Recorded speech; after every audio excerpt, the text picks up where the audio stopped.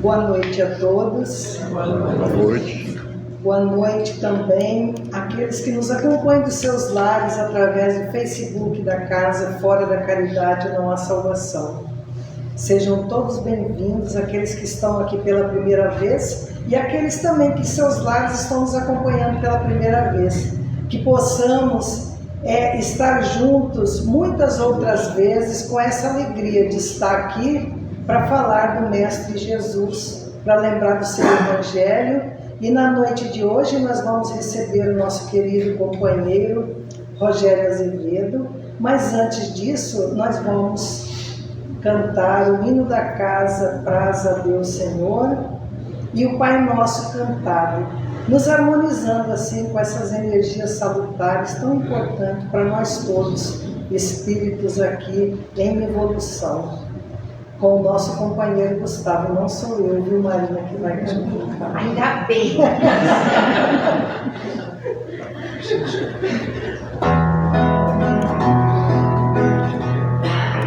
Graças a Deus que essa doutrina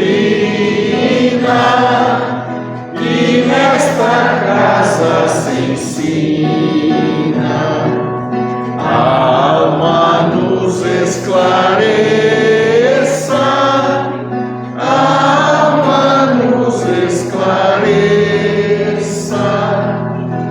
Essa luz tão pequenina, essa graça divina, até que enfim resplandeça, até que enfim resplandeça. A alma é como um diamante, sendo polido é brilhante, em bruto luz não brilha, em bruto luz não brilha, não se distingue da terra, não descobre a luz que encerra, não mostra de quem és filha, não mostra de quem és filha.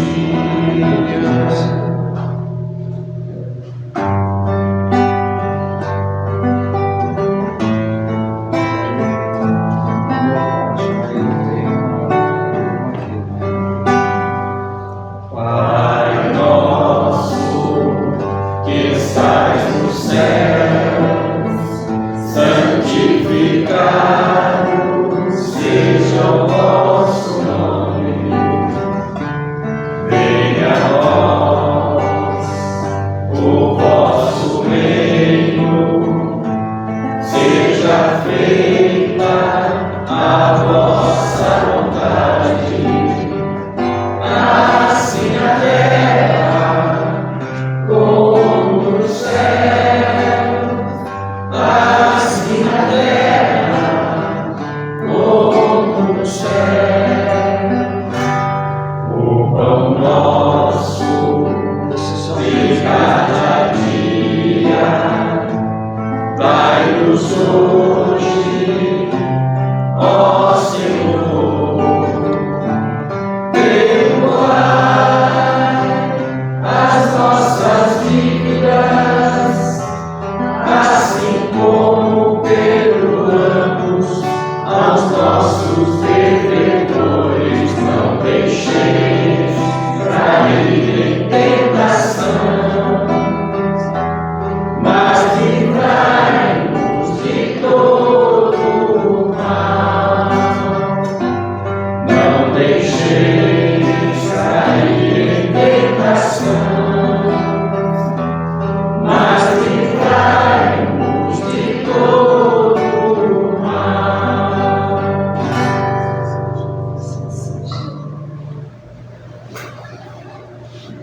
A gente atropelar, esquecemos que eu ia voltar, né? Como já anunciamos, na noite de hoje nós temos a alegria de estar recebendo em nossa casa Esse nosso querido amigo, muito conhecido, ele sempre dispensa o microfone, mas hoje ele disse que vai usar. Mas é brincadeira, que eu gosto muito de fazer essa brincadeira com o nosso companheiro Rogério Azevedo.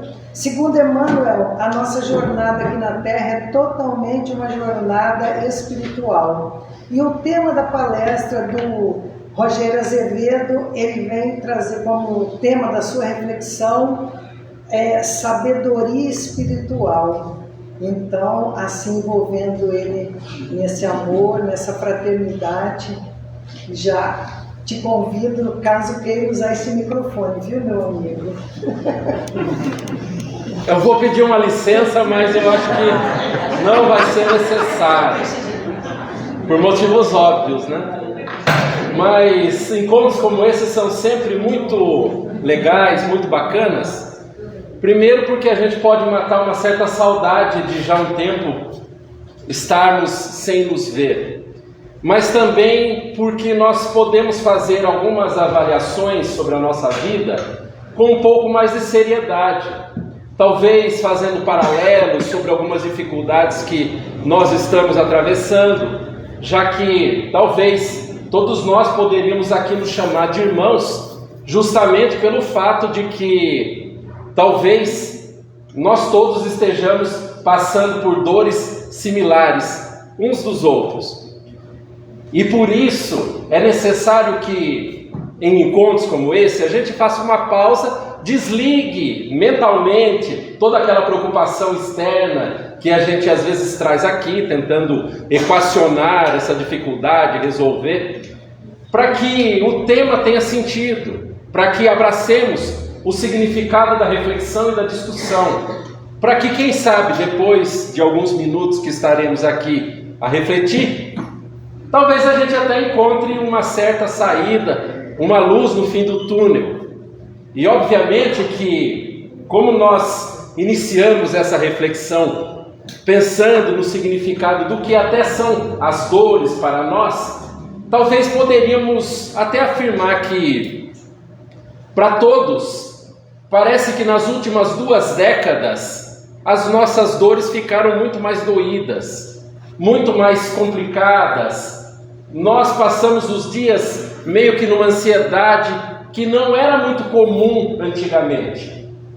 Uma ansiedade que nos perturba e talvez até de uma maneira assim meio que buscando uma tábua de salvação para a nossa vida, muitas das vezes nós somos empurrados para tentar entrar em sintonia com a divindade através de uma religião que nos dê um certo consolo, que nos dê até um certo significado para poder aguentar mais um dia aqui.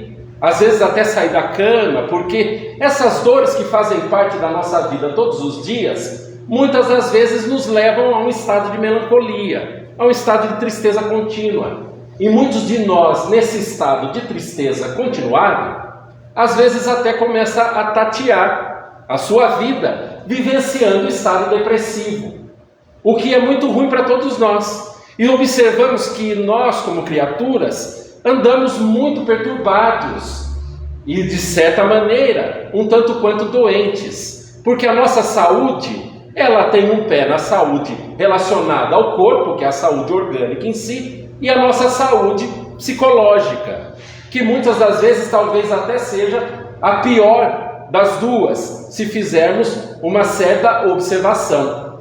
Mas nós que estamos nesse quadro, talvez de dificuldades, observamos que muitas das vezes o que nos aperta na vida geralmente são significados materiais que damos muito valor.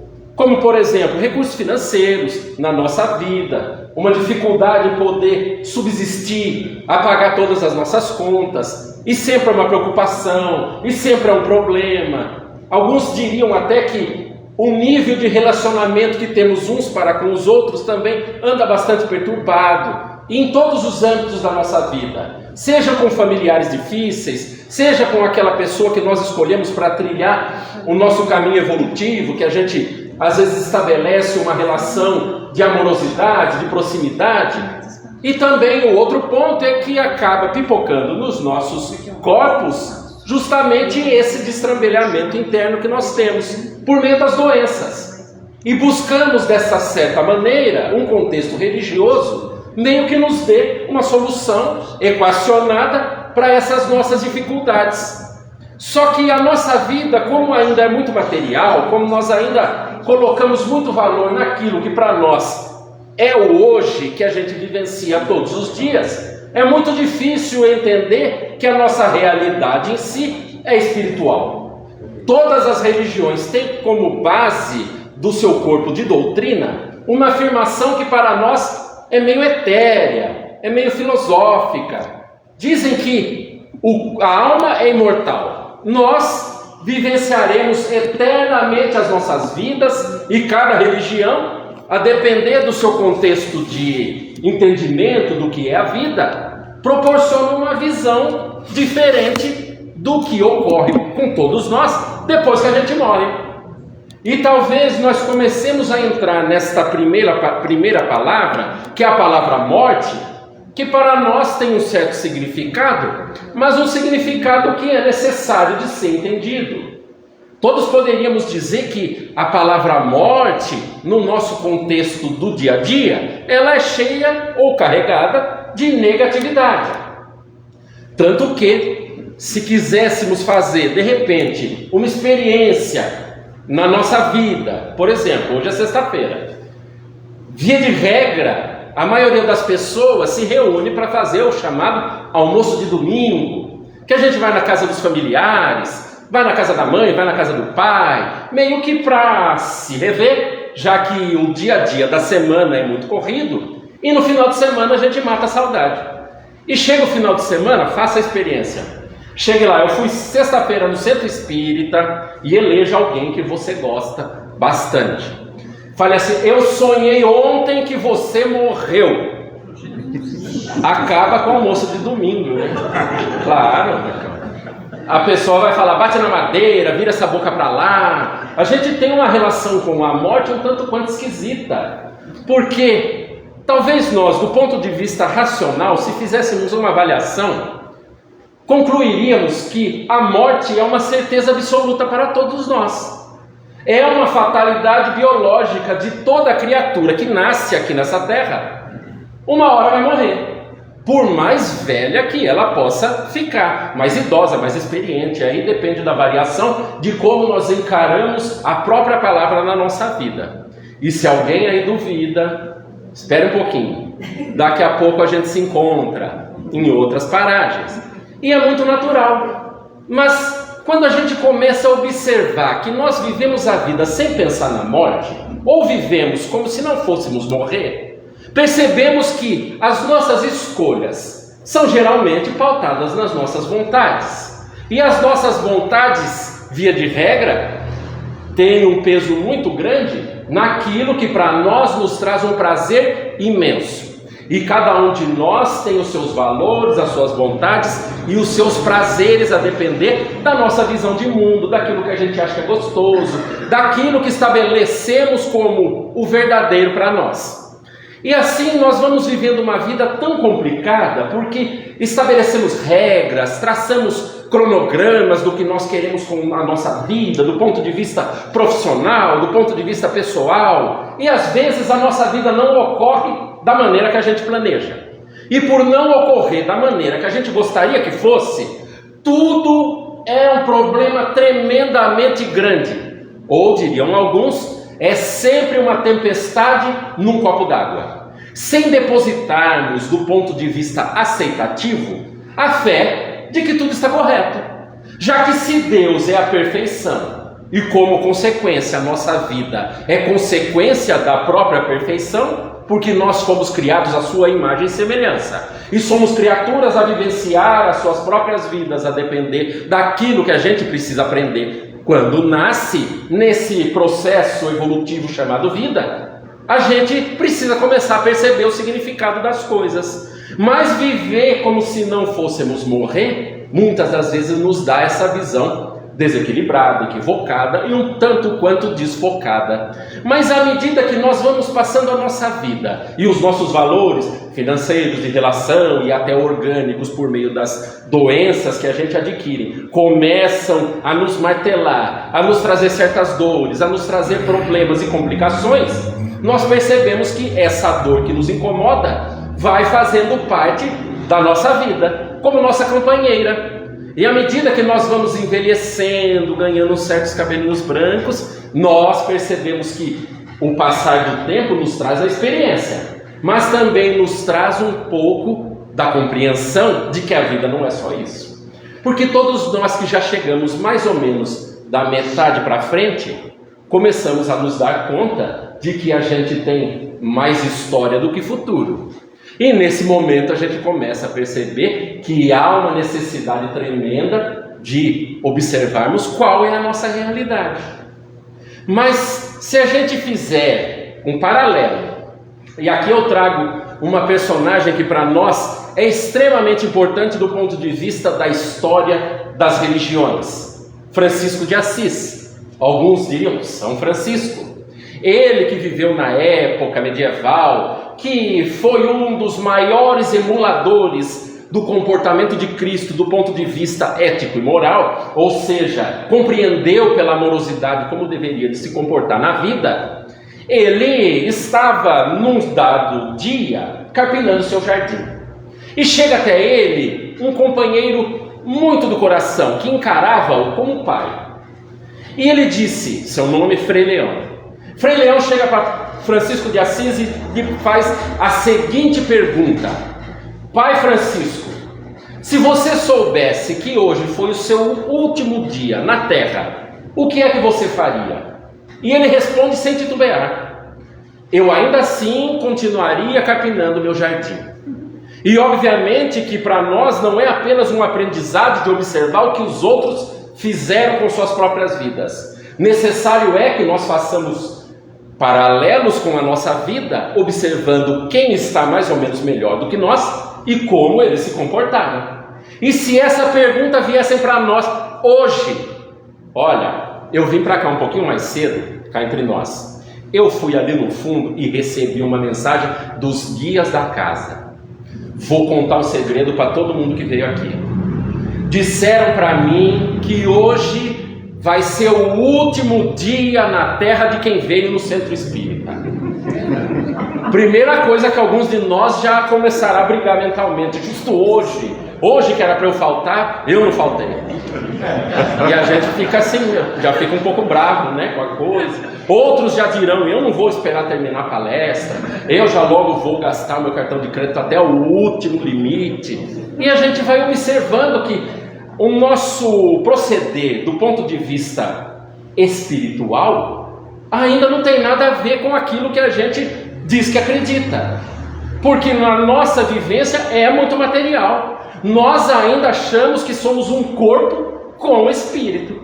E depois desse contexto que nós entramos aqui mais ou menos na mesma página, a reflexão da noite será sabedoria espiritual.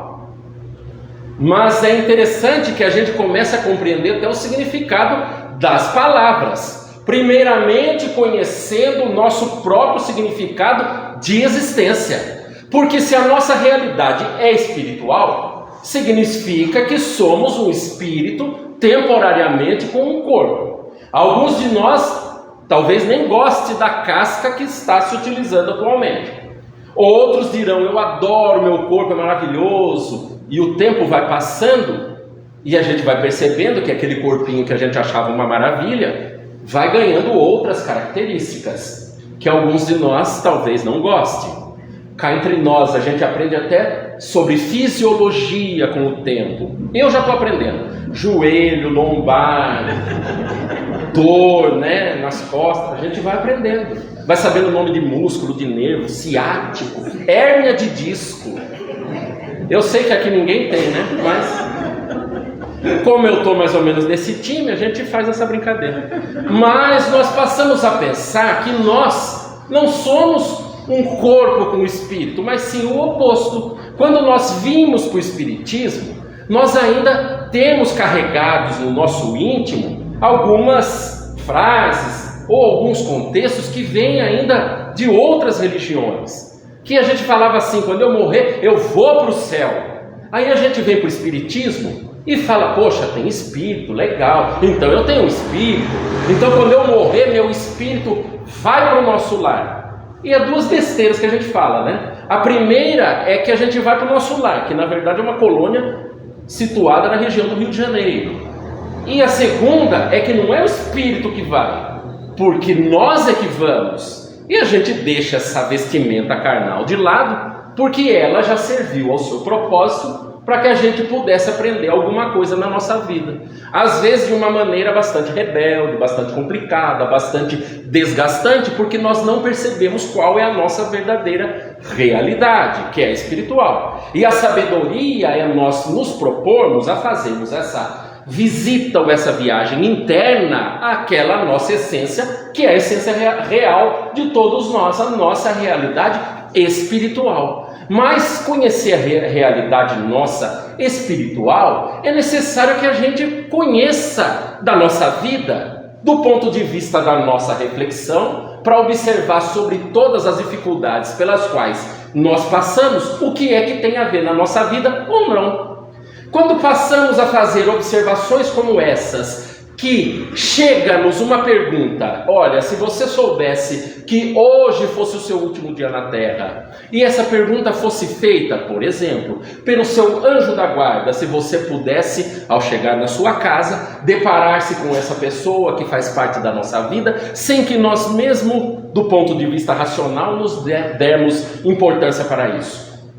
A primeira coisa é que a gente ficaria surpreso de vê-lo, porque não temos mediunidade ostensiva, a maioria de nós. Não temos assim a clarividência, a clareaudiência, mas dá de cara com o anjo da guarda na sala, depois que a gente chega do centro espírita, e ele ainda assim, sorrindo de orelha a orelha, coisa boa, não é? Mas a gente se dá conta, fala com o anjo da guarda, percebe naquele momento, e ele diz: olha, Deus pediu para te dizer que ele está com saudade de você. É uma coisa que a gente já não gosta, né? Porque às vezes a gente vai para o centro espírita com uma certa curiosidade. Eu estou indo no centro espírita, eu quero ver se o pessoal, se eu falo com algum guia, se ele me diz alguma coisa, se me chega alguma mensagem. E se a gente quiser saber mensagem mesmo, tem tanto livro bom psicografado que serviria para todos nós do ponto de vista intelectual, do ponto de vista da gente poder se estudar e aprender daquilo que a gente é, que a gente não se dá conta de que isso é o mais importante. Mas a gente volta lá para o anjo da guarda e ele diz isso para nós. Nós, como frequentadores do Fora da Caridade na Salvação, piracicabano, consequentemente inteligente, logo dizemos: olha, fala para Deus que eu estou morrendo de saudade também. Muita saudade. Eu até gosto de Deus bastante, mas eu tenho uma contraproposta. Eu queria dizer que, assim, como eu comecei a trabalhar lá no centro espírita, como eu comecei a fazer muita caridade, eu queria ser uma moratóriazinha. Uma moratóriazinha assim de uns 30 anos, tranquilos, porque sabe como é, né? Para Deus, que é o eterno, o imortal, o que é 30 anos? Não é por mim tanto, também, mas pelo meu neto. Porque o meu neto ainda precisa colocar ele no espiritismo, aquela coisa, né, que a gente vai tentando negociar para que a coisa não fique ruim para o nosso lado. E a gente pensa que Deus é pouco, mas não é. E nós percebemos que esse nosso tipo de postura ainda infantil perante as realidades espirituais que a vida nos traz, nos deixa sem compreender que a nossa vida, vez ou outra, pode se deparar com um fato como esse. Se a gente sair daqui de repente e se encontrar com o término da nossa vida sem que a gente saiba que é hoje, até as nossas escolhas mudam. Nós que ficamos ansiosos, preocupados, perturbados com um monte de picuinhas na nossa vida, tudo isso perde o valor de uma hora para outra. E coisas que a gente deixa para trás, que são extremamente importantes, que a gente diz intimamente: um dia eu vou resolver esse negócio aí. Porque a gente vai deixando para trás, até uma hora que a gente fala: meu Deus, eu já estou com 70, 80, 90, já colocou os dois pés na rampa de lançamento, e às vezes está na hora de voltar, e às vezes o foguete parte e a gente vai, sem se dar conta de que deveria de ter feito muita coisa. E a gente não entende muito bem qual que é a sabedoria que nós necessitamos de adquirir na vida para poder vivenciar tudo isso que a gente prega. E aquilo que a gente fala que acredita. Porque se pararmos para perceber, toda a palestra espírita é mais ou menos o mesmo assunto, toda vez. Com enfoques diferentes, com personalidades expositórias sobre um assunto diferente. Porque cada um coloca sua tinta no assunto que é exposto. E às vezes tem uma pessoa que toca mais um pouco nós, outras que tocam menos, mas todos falando mais ou menos a mesma coisa. A dificuldade está em a gente não compreender o significado disso e às vezes vivenciar a vida empurrando com a barriga, sem compreender que a nossa vivência é a prática daquilo que a gente tenta compreender como a nossa essência espiritual. Sabe que há umas 2 ou 3 semanas atrás, eu estava a pesquisar a quantidade de centros religiosos que temos aqui na nossa cidade, incluindo igrejas, sinagogas, mesquitas, centros espíritas, terreiros de umbanda, seja o que for, chamado instituição religiosa. E eu assustei com a quantidade que nós temos só na nossa região, que é a região aqui de Piracicaba, da metrópole, né? Que engloba algumas cidadezinhas também. E eu me deparei com um número que eu assustei. Segundo o levantamento do último IBGE, 2.334 instituições existem na nossa região. E se a gente der uma passada aqui, pelo menos aqui no salão, e fizer essa multiplicação para mais ou menos colocar no papel como uma média, a gente vê que tem muita gente que vai atrás de um entendimento religioso na sua vida, porque às vezes as coisas estão complicadas. Mas ao mesmo tempo eu observo que nós, como criaturas, vivendo na sociedade, também estamos extremamente perturbados.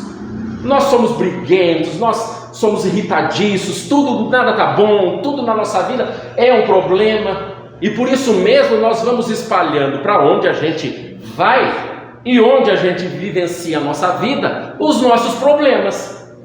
Porque eu fiquei a pensar que se a gente estivesse entendendo corretamente o significado da palavra em si, porque toda instituição religiosa prega o bem, prega a ligação da criatura com algo maior, já que o nome religião vem de religare, que é de religar a criatura com o Criador, nós ficamos a pensar o que é que está acontecendo.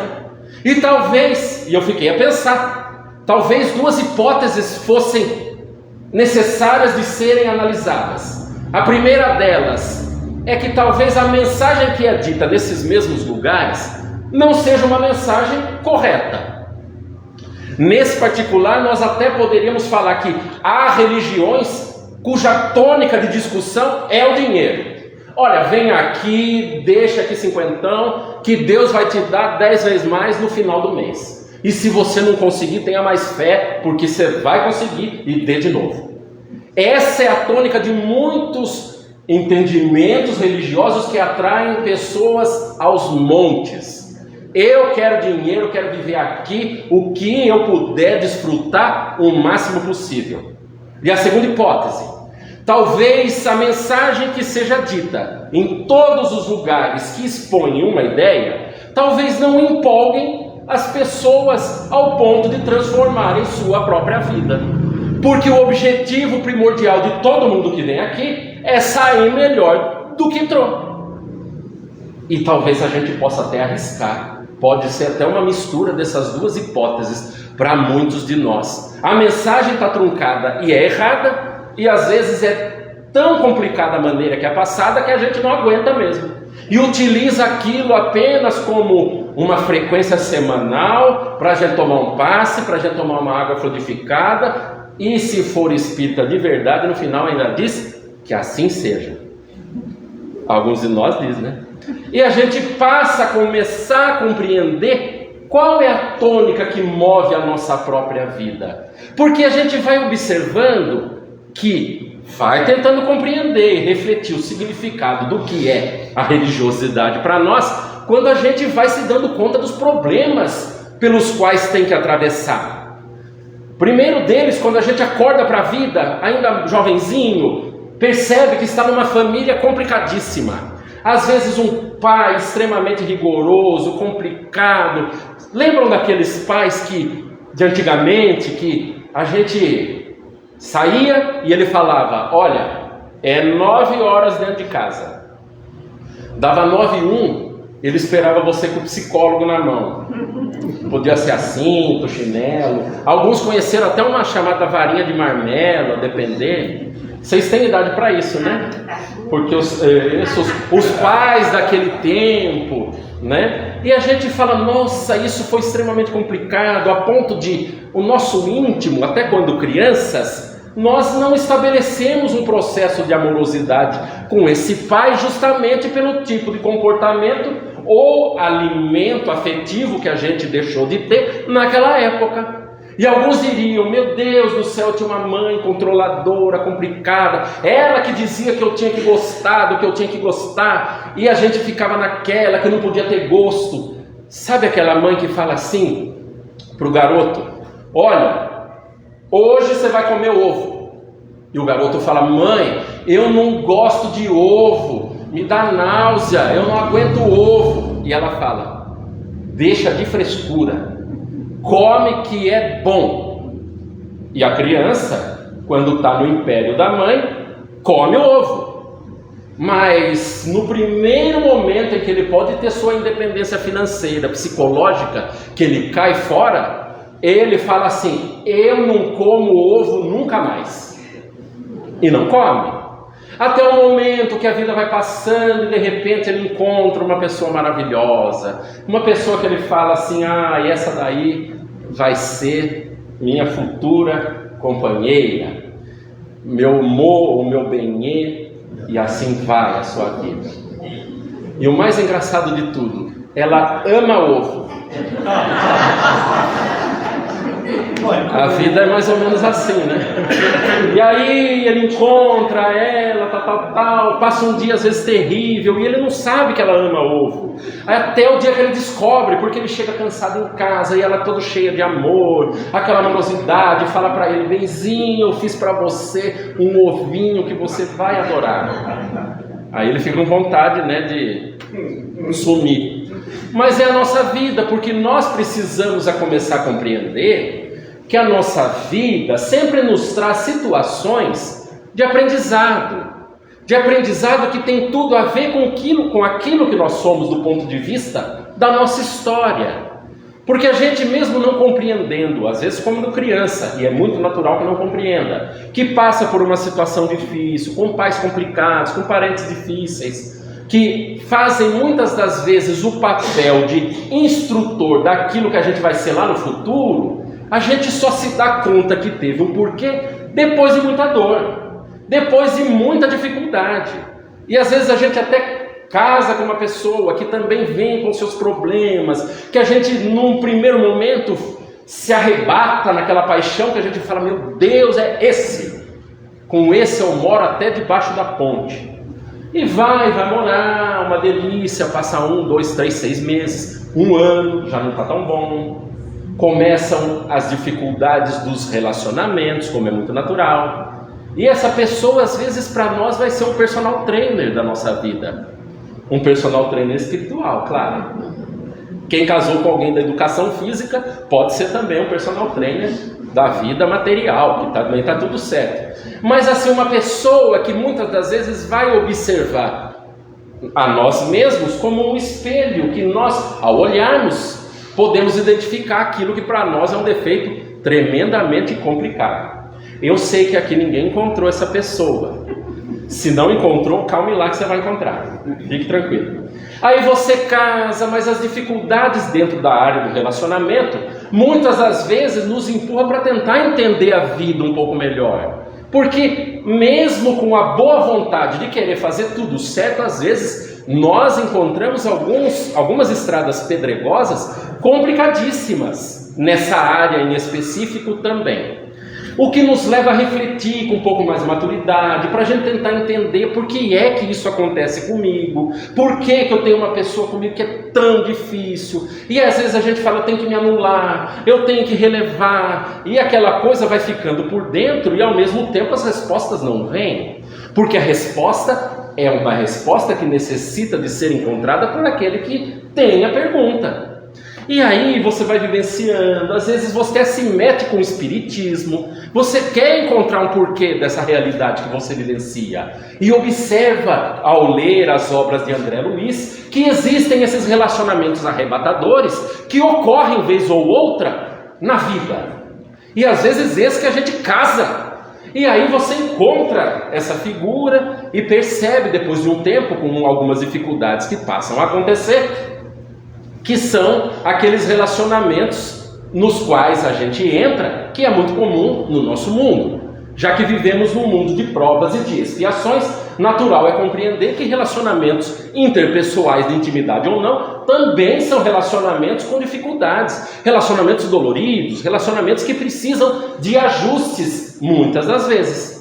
E a gente percebe, meu Deus, agora que eu percebi, que eu estudei espiritismo, que eu vi o que é a realidade, agora eu já sei. Eu casei com o meu obsessor. Alguns dirão, né? Porque a gente não deixa tão barato. Eu casei com o meu obsessor, porque é 2 em 1. E a gente fica naquela, mas releva, logo fala, né? Tem tudo a ver. E aí vai vivendo. De repente pensa que vai poder sair um pouquinho melhor na vida, e até de repente o casal engravida, vão trazer um filho para o mundo. Outros pensam, eu tenho até medo de trazer um filho para o mundo, esse mundo está maluco, está tudo doido, e de repente às vezes escapa, e escapou e de repente está grávido o casal. Falo está grávido porque o pai também tem responsabilidade, não é apenas um procriador. E aí começa aquela vida, vem a criança, quando nasce é uma beleza. E a mãe em si descobre que existe um certo tipo de amor na vida que ela não sabia que existia. E ela fala, meu Deus, esse amor é o amor de Cristo na terra. Porque é um amor tão abnegado, tão sem condições, tão incondicional, que a pessoa começa a falar, meu Deus, que amor bom. Vale tudo. Eu não durmo à noite, não tem problema. Eu vou ter que trabalhar mais, não tem problema também, porque tudo compensa. Aquelas coisas, né, que toda mãe sabe muito bem intimamente o significado. Mas também tudo que é bom, uma hora também muda, né? Acaba. E essa criança vai crescendo, chega lá naquela idade mais ou menos dos 7 anos de idade, uma idade muito característica em que o ser que está ali vivenciando a sua vida começa a fazer aquisição da sua personalidade, das suas características como espírito, e por isso mesmo começa a expressar tudo aquilo que também tem de desajuste na sua própria alma. O desajuste que é expresso pelos vícios, pelos comportamentos e pela própria personalidade. E aí a gente de fora só de olho naquele serzinho. Olha, não é possível, meu filho veio do umbral para cá, direto. Porque a gente já é espírita, já está estudando, sabe a figura que está ali, e a gente não se dá conta que na nossa realidade espiritual há necessidade do agradecimento pela compreensão de que aquele ser tem tudo a ver com a vida que a gente tem. Mas nós estamos aqui vivendo e tentando compreender, e já chegando numa certa idade um tanto quanto alta, o porquê é que a gente veio para cá, qual a nossa realidade. E aí nós vamos entrar nas leis maravilhosas que Deus criou para que a gente possa começar a entender o que é a nossa vida. A primeira lei, que é universal em todos os universos, a lei de ação e reação. A tudo aquilo que intencionalmente a gente tem como uma ação ou um motor de uma atividade que a gente faça, olha, eu quero fazer isso, vai ter uma reação. Se for calcado numa boa intenção, vai ter uma reação bem intencionada. Se for uma má intenção, a mesma coisa. Só que às vezes na nossa vida, ela fica desconexa entre a causa e o efeito. O que eu quero dizer? A gente se reconhece na vida quando a gente olha para a nossa vida hoje. E às vezes a gente se percebe como uma pessoa que sempre fez o bem, sempre tentou fazer tudo legalzinho, sempre teve uma boa intenção e parece que está ruim em tudo. Eu tenho dificuldade financeira, é tudo difícil, um suador danado para pagar boleto, uma dificuldade, só encontro pessoas complicadas na minha vida, aquelas que, nossa, nem Deus aguenta. Se eu matar, faço até uma caridade. Deus fala, pode mandar para cá. Brincadeira, é só uma suposição. Mas a gente vai pensando que essas pessoas difíceis também que fazem parte da nossa vida, e às vezes a gente não consegue tirar. E nesse momento a gente começa a perceber por que é que uma pessoa complicada como essa está na nossa vida. E às vezes a gente vai se perguntando por que é que as coisas acontecem da maneira que acontecem na nossa vida.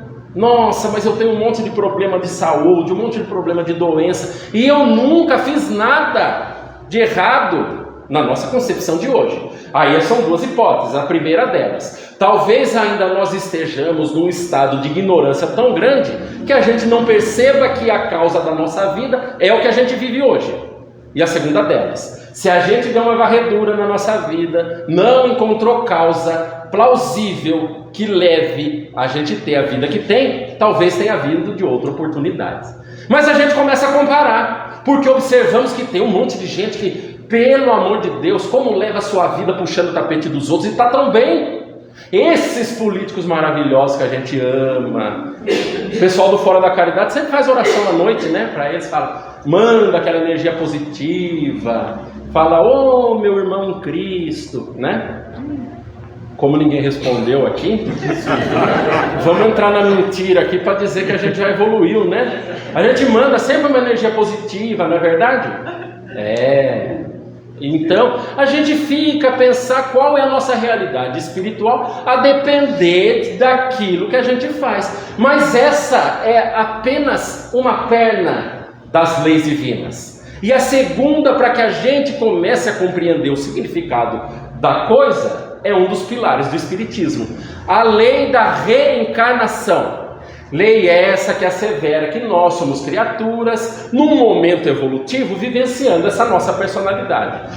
Que pode ser o João, a Maria, o Rogério, seja quem for. Esse prazo de experiência que nós temos aqui é um momento que a gente tem de aproveitar para fazer alguma coisa com a nossa própria vida. Só que descobrir, à medida que a gente vivencia a nossa vida, o que é que a gente tem que fazer. Por isso a sabedoria é começar a tirar das experiências que a gente tem o aprendizado necessário para que a gente possa se conhecer. E essa é a maior dificuldade que todos temos na vida. Todos temos esse tipo de problema. E estamos, obviamente, à medida que a gente vivencia todos os dias alguma experiência, tentando aprender alguma coisa. E obviamente que às vezes essas questões para nós são tão filosóficas que a nossa vida só tem uma certeza: está difícil. Eu não quero saber de ficar pensando o que eu fiz antes, o que eu fiz depois. Mas aí a gente começa a fazer umas pernas com o que estava no Evangelho, com algumas falas de Jesus. E Jesus falou um negócio assim muito legal para a gente começar a pensar: orai e vigiai. A gente usa isso tremendamente, né? Porque a gente ora, né? À noite a gente vai se deitar. Pai nosso que estás no céu, e dorme. Acorda de manhã, amém. Alguns de nós faz assim, né? Troca até o que assim seja. E a gente não entende muito bem, mas o vigiar a gente é bom. A gente olha a vida dos outros direitinho, até entende o que é a lei da ação e reação. Observa, tá vendo aquele ali? Aquele ali, tá com uma vida complicada, você viu? Olha, não para em lugar nenhum. Esse daí deve ter feito um monte de coisa errada. E na verdade não funciona assim. O funcionamento das leis divinas é para que a gente comece a compreender aquilo que a gente é. Porque a vigília da nossa vida é uma auto-vigília. Nós precisamos observar o que a gente faz para saber qual rumo nós queremos tomar da nossa própria vida. Porque ter uma postura de gentileza, de perseverança, de entendimento, mesmo com o mundo difícil que a gente vive, alguns de nós vai sair hoje daqui e vai encontrar aqueles irmãos em Cristo que cruzam a nossa frente. e logo vai sair do seu psiquismo de equilíbrio, conseguido a duras custas durante 50 minutos de conversa, com 1 minuto de um irmão desse que a gente encontra. Aqueles que a gente fala, vai com Deus, sua mãe é maravilhosa, né? Quem sai daqui fala, só manda bênçãos, né? E a gente tenta compreender como que nós nos comportamos para saber qual o nível nosso de sabedoria, porque à medida que nós vamos vindo para o centro espírita, e a gente até poderia fazer com um equacionamento e saber mais ou menos qual o motivo principal que nos levou a ser espírita. Eu vim pela dor. E vem pela dor, tudo bem. Passou a dor, começa a continuar no centro espírita. E começa a esquentar o banco do centro espírita. E não percebe que, na verdade, todos nós temos a possibilidade de sermos trabalhadores de uma causa do bem. Não precisa de ser o espiritismo. Pode ser na vida, posso doar meu tempo para alguém, um voluntariado, seja o que for. Mas algo que traga internamente em mim um senso de dever e de satisfação que é mais maduro para com a vida. E por isso a gente começa a compreender qual é a nossa realidade espiritual. Porque muitos de nós falam, eu vou no centro espírita, porque eu preciso tomar um passe, porque eu preciso tomar uma água fluidificada. E até a semana que vem, se Deus quiser. Sem compreender que isso daqui não é um espiritismo. Porque o espiritismo é a vivência dos postulados que aqui a gente conversa aí fora, onde as pessoas chegarão para nós e não sabem qual é a mensagem de Cristo. E nós, pela nossa postura, e não pela nossa boca, pela nossa fala, é que necessitamos de demonstrar como é se vivenciar aquela que é a única palavra que Jesus tentou nos ensinar: o amor. Uma palavra pequenininha desse tamanho, mas que trouxe um monte de perturbação para muita gente durante muito tempo, inclusive para nós, que estamos aqui na nossa labuta, na nossa dificuldade, tentando entender o que é o amor, e cada um de nós, no seu nível de entendimento, tentando saber o que é o amor, vivenciando ele. Às vezes iniciando-se no amor erótico, depois no amor da amizade, no amor da doação, da caridade, da maternidade, da fraternidade, e até o amor ágape, que é aquele amor sublimado que, vez ou outra, as mulheres que, do ponto de vista biológico, trazem na sua pauta de história como vivenciar. O amor de doação, o amor de pai, né? Porque o amor de Cristo, sabe-se lá quando é que nós vamos tentar entender qual era a sua amorosidade. E a nossa realidade espiritual tem tudo a ver com isso. A compreensão desses mecanismos das leis de reencarnação, juntamente com a lei de ação e reação, é que determinam o que é que a gente vai fazer com a nossa vida. Porque às vezes a nossa vida está difícil. Talvez não, às vezes, talvez sempre. E a gente, com aquela certeza íntima, começa, depois de um dado momento, já a abraçar a ideia e pensar, poxa vida, está difícil hoje, mas vai ficar bom amanhã. Talvez seja melhor. Eu só vou aguentar mais um dia. Sabe aquela coisa igual o tratamento dos alcoólicos anônimos, em que eles não falam assim, olha, você não vai beber mais nunca. Para nós é muito válido isso, porque a nossa psicologia ainda é atrelada em ciclos, para que a gente possa, assim, de repente, abraçar a ideia e comprá-la. E se a gente se falasse, olha, eu vou fazer o bem só mais hoje. Aí você faz o bem, porque é tranquilo. Mas fazer o bem a vida inteira com esse bando de gente chata? Vocês conhecem gente chata? Todo mundo foi no uníssono aqui, né? Tá com você aí? É por isso? Não, né? Gente complicada, que a gente encontra todas as vezes e que a gente precisa manter-se firme na amorosidade. Às vezes até para servir de exemplo. Quantos profissionalmente a gente não encontra que para nós representa aquela tormenta diária? Agora, quantos de nós também, por meio da lei de ação e reação, não encontra essa pessoa complicada dentro de casa todos os dias? E às vezes não dá para tirar, né? Porque a gente fala, nossa, eu estou eliminando o problema na minha vida. Se for companheiro, às vezes até dá, né? Você fala, ó, cada um pro seu canto, vamos ficar na amizade, tá tudo certo. Mas e às vezes quando é pai, quando é mãe, quando é filho, que não dá para tirar? E às vezes vê um ser lá que você não aguenta, com toda a realidade. E às vezes a gente fica nessa dualidade de sentir uma culpa interna, porque tem uma relação com alguém que biologicamente é para você amar, e no seu íntimo você não gosta, fica aquela briga interna. E essa é a nossa realidade. Começar a compreender a nossa realidade espiritual é saber que pessoas como essa têm tudo a ver com a nossa vida. Às vezes para a gente refazer um caminho que a gente trilhou meio complicadamente. Por isso é tão bom a gente poder ter maturidade para aceitar algumas coisas que na nossa vida, em outros momentos, a gente chutaria o balde. E é tão bom a gente poder fazer também uma reflexão que nos dê um certo entendimento maduro sobre muitos significados da nossa vida. Já que, como eu disse, tudo está difícil, mas uma hora vai melhorar. Porque toda dificuldade, toda dor, todo desafio tem hora para acabar. E essa nossa esperança íntima, por isso o Espiritismo para nós é um tesouro que para nós deveria de ser cultivado diariamente, é uma estrada em que a gente percorre todos os dias um pedaço de entendimento, de aceitação, de abnegação e até de agradecimento.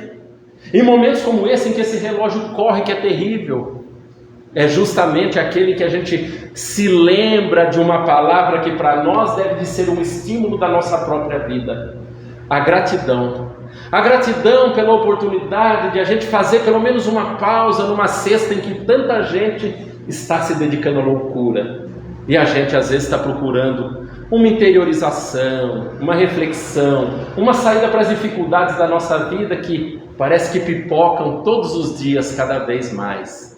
E a gente começa a compreender que na nossa realidade espiritual a gente vai adquirindo paz em meio ao caos, em meio a tudo isso que a gente fala, que mundo que está de pernas para o ar. Eu estou aqui feliz, fazendo na medida do possível o que me cabe. A semelhança de Paulo, sendo uma carta viva, tentando mostrar na minha vida, mesmo com a minha musculatura espiritual ainda um tanto quanto frágil e debilitada, um pouco daquilo que pelo menos eu acredito. E obviamente que eu aqui nessas reflexões penso que talvez seja um estímulo para todos nós, para que a gente possa falar: meu Deus, eu vou subir essa montanha da minha vida. A montanha que talvez seja aquela montanha mais difícil, que há tanto tempo eu apenas planejo escalar. Mas talvez hoje seja um dia que a gente se fale: é dia de subir, porque eu já coloquei meu equipamento, eu já me instruí, eu já planejei, agora é fazer. E claro que depois, se a gente concluir com a nossa sabedoria de vida, com a nossa coragem, com a nossa própria vida, que a gente vai tomar essa decisão, a gente talvez se sinta até mais incentivado a continuar pelos próximos desafios que a gente encontrar. Assim, meus amigos, nós chegamos ao fim da nossa reflexão, já com uma certa saudade, rogando a Deus para que numa próxima oportunidade a gente tenha assim, alguns momentos felizes como esse, em que a gente para fazer avaliações sinceras da nossa vida, conclusões raramente tomadas nesse dia a dia corrido, complicado, mas agradecendo a Deus e rogando para que essa noite seja coroada de bênçãos. E quem sabe numa próxima vez nós tenhamos também mais uma oportunidade para pensar, para refletir e até talvez, quem sabe, se Deus quiser, concluir que vale a pena ser bom, que vale a pena fazer o diferente, que vale a pena seguir no caminho reto e digno, apesar de todas as dificuldades e todas as dores. Então eu deixo aquele abraço querido a todos os amigos e até uma próxima, se Deus quiser. Um grande abraço e até a próxima. Obrigado.